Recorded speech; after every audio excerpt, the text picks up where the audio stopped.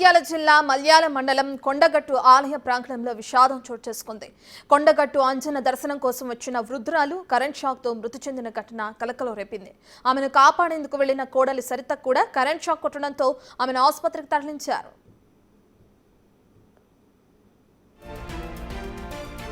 గోదావరి ఖని ప్రాంతం నుంచి అంజన దర్శనానికి వచ్చింది వెనగట్టి రాజేశ్వరి కుటుంబం. అయితే కాలకృత్యాలు తీర్చుకునేందుకు రాజేశ్వరి వెళ్తుండగా విద్యుత్ షాక్ కొట్టింది. వెంటనే కేకలు వేయడంతో కోడలి సరిత వచ్చి ఆమెను రక్షించబోయింది. దీంతో ఆమెకు కూడా షాక్ కొట్టింది. హుటాహుటిన సరితను ఆసుపత్రికి తరలించి వైద్యం అందిస్తున్నారు.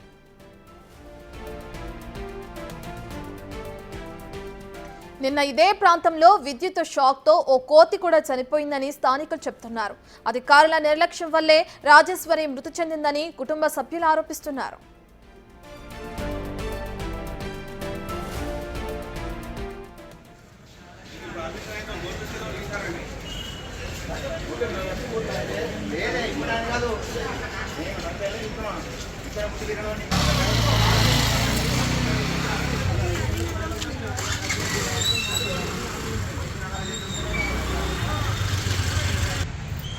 అక్కడ అట్లీస్ట్ మినిమం కూడా అక్కడ కొండగట్టు దగ్గర అక్కడ ఫస్ట్ కూడా